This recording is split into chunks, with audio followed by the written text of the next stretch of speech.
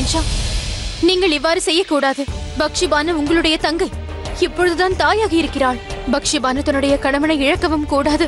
அந்த பச்சிலம் குழந்தை தந்தை இல்லாமல் தவிக்க கூடாது. பக்ஷிபானு இறந்து விடுவாள். ஆனால் ஷெரீஃபுதீன் பல முறை அவளை ஏற்கனவே கொன்று விட்டாள். அவள் படும் வேதனையை என்னால் பார்க்க முடியாது. நீங்கள் என் கண் முன்னிருந்து விலகி விடுங்கள் ஜோதா பேகம்.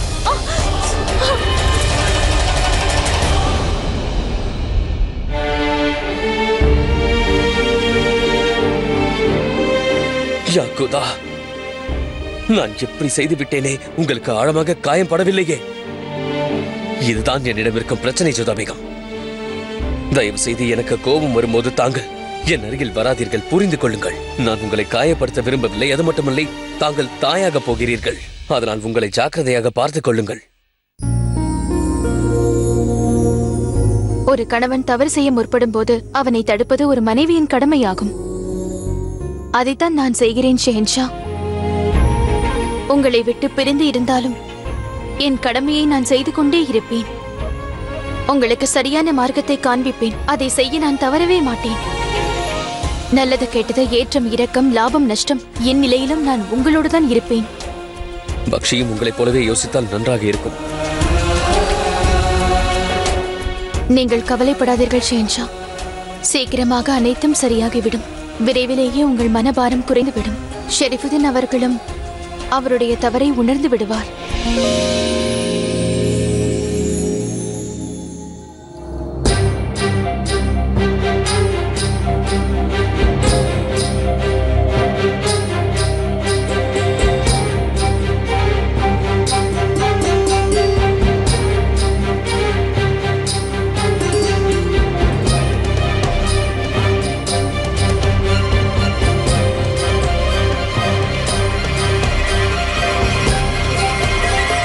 அனைத்து தவறிற்கும் நானே காரணம்.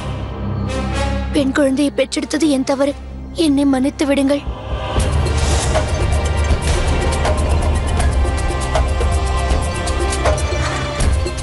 என்னை மன்னித்து விடுங்கள்.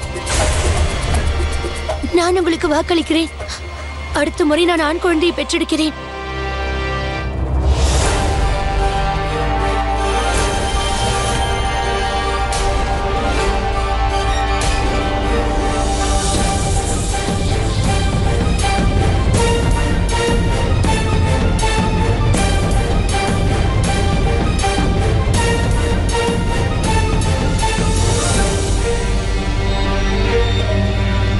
ஏன் அமைதியாக இருக்கிறீர்கள்? நீங்கள் என்ன யோசிக்கிறீர்கள் என்று தயவு செய்து என்னிடம் கூறுங்கள். தாங்கள் என்ன செய்கிறீர்கள்? எங்கே எடுத்து செல்கிறீர்கள்? என் குழந்தையை கொடுத்து விடுங்கள். என் குழந்தையை விட்டு விடுங்கள். அவள் எந்த தவறும் செய்யவில்லை. தவறு இழுத்தவள் நான் தான். என்னை மன்னித்து விடுங்கள். என் மீது கருணை காட்டுங்கள். என் குழந்தையை விட்டு விடுங்கள். நில்லுங்கள். இங்கே பாருங்கள்.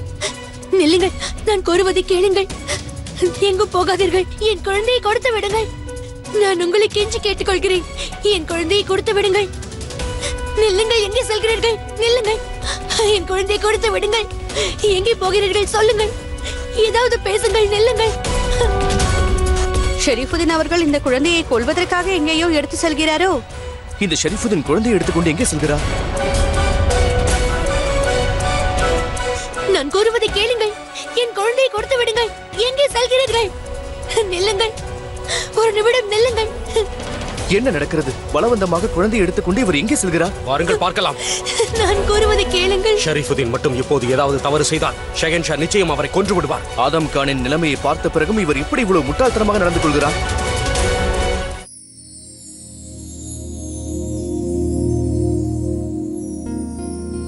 கணவன் மனைவி உறவு இது போன்ற இக்கட்டான நிலைமைக்கு எப்படி தள்ளப்படுகிறது? இது கணவன் மனைவிக்கு மட்டும் நடப்பதல்ல. இரு நபர்களுக்கு இடையில் நடக்கும் பிரச்சனை. இருவரும் ஒன்றாக சேர்ந்திருந்தாலும் அவர்கள் மனம் ஒன்றுபடவில்லை. இருவரும் ஒருவரை ஒருவர் புரிந்து கொள்ளவில்லை. இந்த நிலையில் சிறு பிரச்சனை வந்தாலும் கூட அது பெரிய பூகம்பமாய் மாறி வெடித்து விடுகிறது. இதில் பலம் படைத்தவர் எவரோ அவரே இறுதியில் வெல்கிறார். அதாவது ஷெரீஃபுதீன் பக்ஷிபானவருக்கு இடையில் நடந்தது போல. அவர் மகனுக்கு ஆசைப்பட்டு ஏமாற்றம் அடைந்ததால் பக்ஷிபானுவை துன்புறுத்த ஆரம்பித்து விட்டார். அதெல்லாம் சரிதான் ஜோதா பேகம். ஆனால் அந்த குழந்தை ஷெரீஃபுதீன் மகள் அல்லவா? ஆம், அவர் மகள்தான். ஆனால் அவரை பொறுத்தவரை மகள் என்பவள் மதிப்பற்றவள். இடையூறுக்கு மன்னிக்க வேண்டும் ஷகன்ஷா.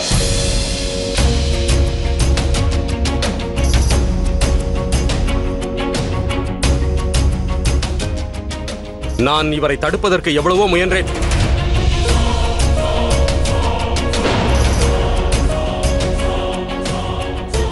இப்போது உனக்கு என்ன வேண்டும் ஷெரீஃபுதீன்?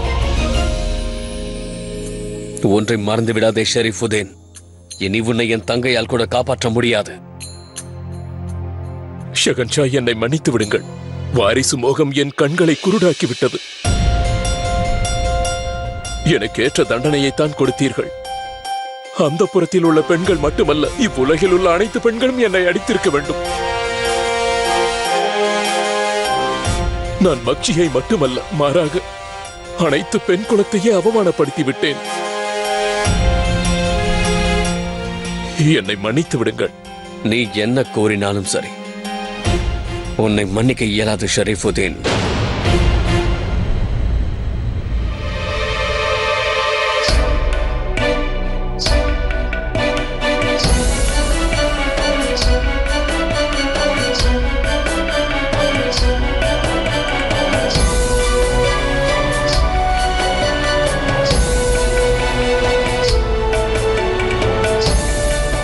நில்.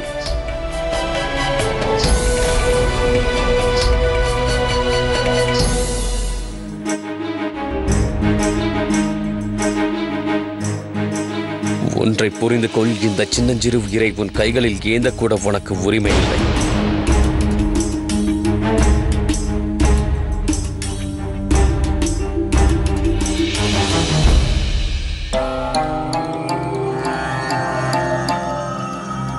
பக்ஷி, ஷகன்ஷா மிக சரியாகத்தான் கூறுகின்றார். நான் எதற்கும் தகுதியானவன் அல்ல. உன்னுடைய மன்னிப்பை பெறுவதற்கோ, நமது குழந்தையின் அன்பை பெறுவதற்கோ, அல்லது உனது கணவனாக இருப்பதற்கோ எதற்கும் எனக்கு தகுதி இல்லை. நீ எனக்கு இவ்வளவு அழகான குழந்தையை கொடுத்தாய். உனக்கு நன்றி கூறுவதை விட்டுவிட்டு உன்னையே அடித்து விட்டேனே. இருந்தும் என்னை நீதான் காப்பாற்றினாய், அவமானத்திலிருந்து காப்பாற்றினாய். என்னை விட ஒரு நல்ல கணவர் தான் உனக்கு கிடைத்திருக்க வேண்டும். என்னை போன்ற சைத்தான் உனக்கு கணவனாகவே வந்திருக்க கூடாது.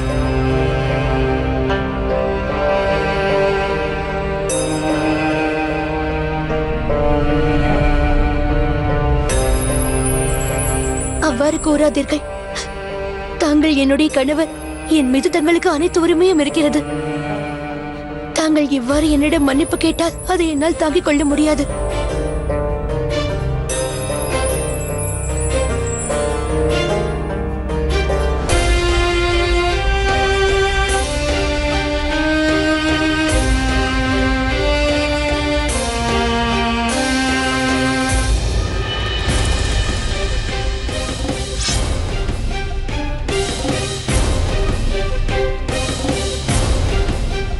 இந்த பாவிக்கு என்ன தண்டனை கொடுக்க நினைத்தாலும் அதை கொடுத்து விடுங்கள் ஷகன்ஷா.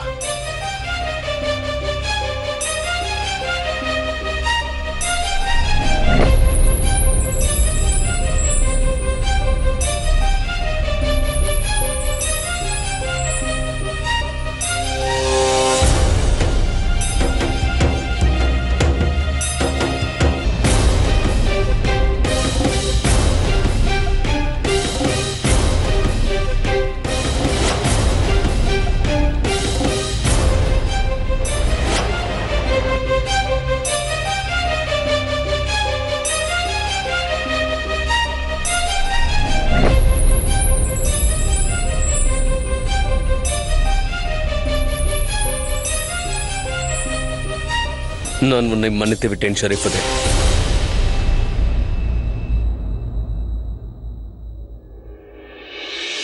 இதற்கு காரணம் என்னவென்றால் என் தங்கையை மீண்டும் நான் விதவையாக பார்க்க விரும்பவில்லை.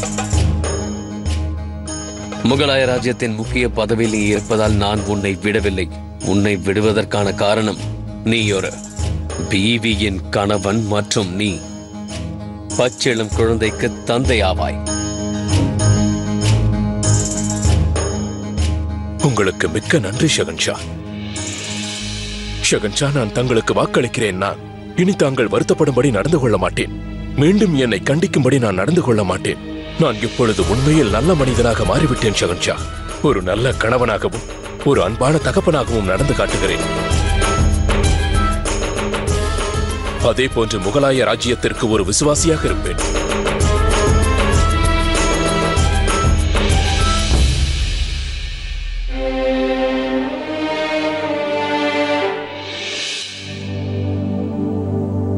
ஷெரீஃபுதீன் குழந்தையோடு வந்ததை பார்த்தவுடன் ஒரு நிமிடம் என் இதயமே நின்று விட்டது. ஏதாவது செய்து விடுவாரோ என்று பயந்து விட்டேன். ஆனால் ஜோதா பேகம், அந்த குதாவின் கருணையால் எதுவும் ஆகவில்லை. ஆம், ஜலாலின் காரணமாக அனைத்து பிரச்சனைகளும் சரியாகிவிட்டது. இப்பொழுது உன் தந்தை இருந்திருந்தால் உன்னை நினைத்து மிகவும் பெருமைப்பட்டிருப்பார். மன்னித்து விடுங்கள் தாயே, நீங்கள் தவறானவருக்கு நன்றி கூறுகிறீர்கள்.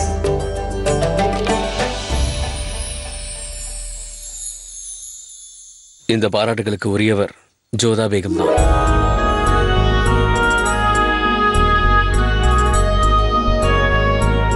அவர் கூறியதால் தான் என் மனதை கொண்டு முடிவை எடுக்காமல் என் அறிவை கொண்டு நான் முடிவுகளை எடுக்கின்றேன். ஜோதா பேகம், தாங்கள் ராஜமாதா பதவிக்கு தகுதியானவர் தான்.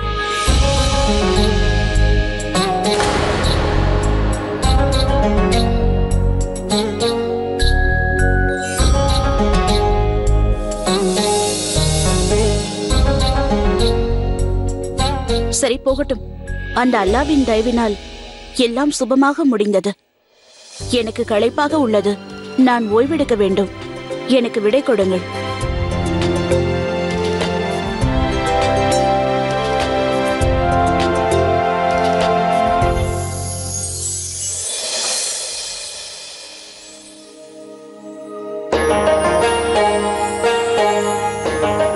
உண்மையில் கோர வேண்டும் என்றால் ஜோதா, நீ பெரிய பாராட்டுக்குரியவளாகிவிட்டாய்.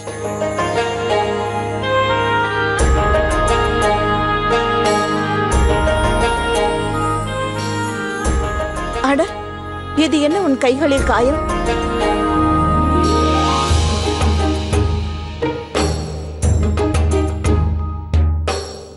இங்க பாருங்கள் அத்தை, இங்க பக்ஷிபானு மட்டும் கணவரால் துன்புறுத்தப்படுபவர் அல்ல.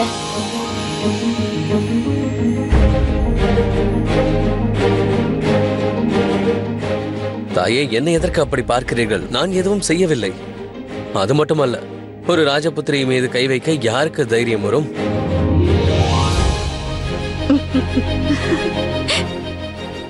ராஜபுத்திரி மட்டுமல்ல, முகலாய பெண் புலி இவள்.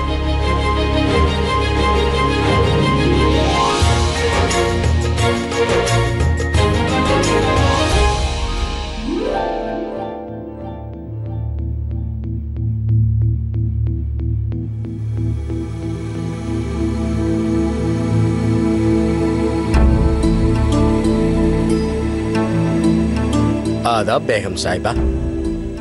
அனைவருக்கும் முன்பாக ஷெஹன்ஷா ஜோதா பேகத்தை ராஜமாதா என்று கூறிவிட்டாரே.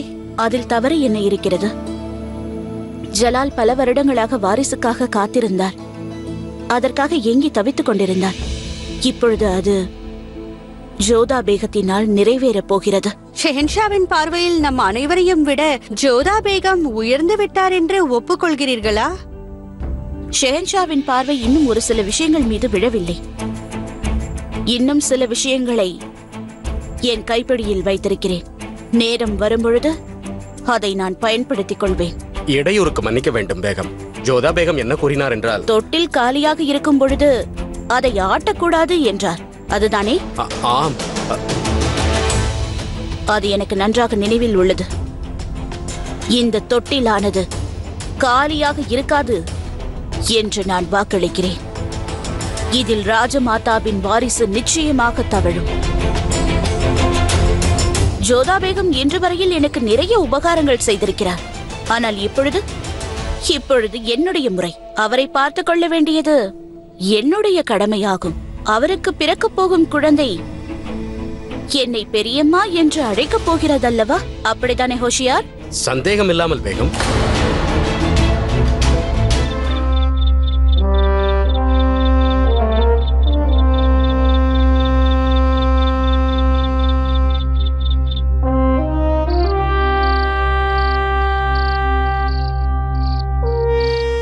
ஷெஹன்ஷா, என்ன யோசித்துக் கொண்டிருக்கிறீர்கள்? வந்து அமருங்கள். மன்னித்து விடுங்கள், நீங்கள் வந்ததை நான் கவனிக்கவில்லை. களைப்பாக காணப்படுகிறீர்கள். ஆம், என்று மிகப்பெரிய பூகம்பம் வெடிக்க இருந்தது.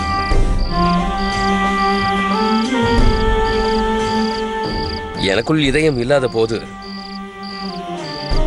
என் வாழ்க்கை நன்றாக போய்கொண்டிருந்ததோ என்று சில சமயங்களில் நினைக்க தோன்றுகிறது. எதை நினைத்தும் கவலைப்பட்டதில்லை. எதற்காகவும் நான் ஏங்கியதும் இல்லை. எந்த முடிவெடுப்பதற்கு முன்பும் அதிகமாக நான் யோசித்ததும் இல்லை. மனதில் பட்ட முடிவை நான் எடுத்து விடுவேன். ஆனால் என் மனதில் ஈரம் பிறந்தவுடன் நான் என்னுடைய நெருங்கியவர்களை பற்றி, என்னுடைய மக்களை பற்றி, என் குடும்பத்தில் உள்ளவர்களை பற்றி யோசிக்கின்றேன். அவ்வாறு யோசிக்கும் போது என்னை நான் பலவீனமாக உணர்கின்றேன். நான் கூறுவது உண்மை ஜோதா பேகம். நான் முன்பு இருந்து ஜலாலாக இருந்திருந்தால் அந்த ஷெரீஃபுதீனை 2 துண்டுகளாக்கி வீசி இருப்பேன். எனக்கு ஏற்பட்டுள்ள பயம் என்னவென்றால், இவ்வளவு உணர்ச்சி வசப்பட்டவனாக இருக்கிறேன் என்றால் ஒரு ஷெஹன்ஷாவாக நீடிப்பது கடினமோ என்று எண்ணுகிறேன். எனக்கு அவ்வாறு தோன்றவில்லை. உங்கள் மனதில் உருவாகியுள்ள இரக்கம் உங்கள் பலவீனமல்ல, மாறாக உங்கள் பலம் என்று எனக்கு தோன்றுகிறது. ஷெஹன்ஷா, நீங்கள் மக்களோடு ஆட்சி செய்து கொண்டிருக்கிறீர்கள். உங்களுடைய இதயம் உங்களுக்கு மனிதநேயத்தை பெற்று தந்திருக்கிறது. அதன் மூலம் மக்கள் பிரச்சனையை உங்களால் புரிந்து கொள்ள முடிகிறது. நீங்களே யோசித்து பாருங்கள். ஷெரீஃபுதீனை கொல்வது பெரிய விஷயம் அல்ல, யாராலும் செய்ய முடியும். ஆனால் அவரை மன்னிக்க நீங்கள் காட்டிய தைரியம் மிகப்பெரிய விஷயம். நீங்கள் அதை செய்து காண்பித்து விட்டீர்கள். அதன் காரணமாக நான், அத்தை அவர்கள், அனைத்து பிரஜைகளும் கூட உங்களை பார்த்து கர்வப்படுகிறார்கள்.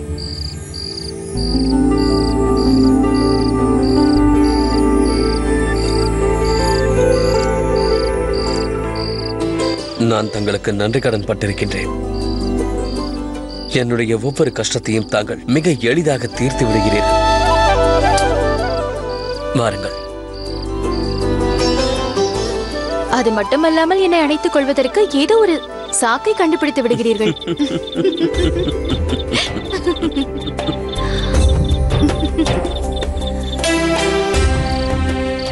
இல்லை ஷெஹன்ஷா, இப்பொழுது இல்லை. இது என் குழந்தைகளுக்கு கதை சொல்ல வேண்டிய நேரம். என்ன விளையாடுகிறீர்கள்? இப்போது அவர்களுக்கு என்ன புரிய போகின்றது? ஏன் அவர்களுக்கு புரியாது? கர்ப்பத்தில் இருக்கும் பொழுதே குழந்தைகளுக்கு வித்தை கற்றுக் கொடுப்பார்கள். உங்களுக்கு தெரியாதா? அபிமன்யு கதையும் அவ்வாறுதான். அபிமன்யுவா? அப்படி என்றால் உங்களுக்கு அது தெரியாதா? அபிமன்யு மாவீரர் அர்ஜுனனின் மகன், அதோடு கிருஷ்ணரின் மருமகன். என்ன நடந்ததென்றால், குரு துரோணாச்சாரியர் என்பவர் சக்கர வியூகத்தை அமைத்தார். அதை முற்றிலுமாக தகர்ப்பதற்கு அர்ஜுனனுக்கு மட்டுமே தெரியும்.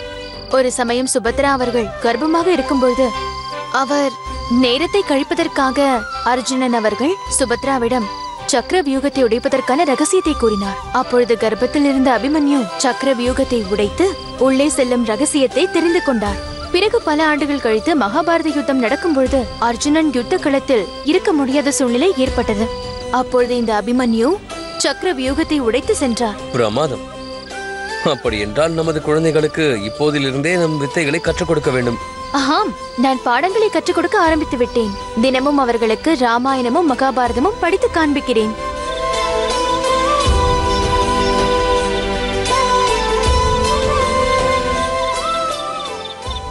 நான் கூறப்போவதை நீங்கள் இருவரும் நன்றாக காது கொடுத்து கேளுங்கள். ஜோதா பேகம் உங்களுக்கு தாயாக கிடைத்ததற்கு நீங்கள் இருவரும் புண்ணியம் செய்திருக்க வேண்டும். அது மட்டுமில்லாமல் உங்கள் தாய் இந்த ராஜ்யத்தின் விசேஷ பேகம் மற்றும் மிக விரைவில் உங்களுடைய தாயார் உங்கள் இருவரால் ராஜமாதாவும் ஆகப் போகிறார்.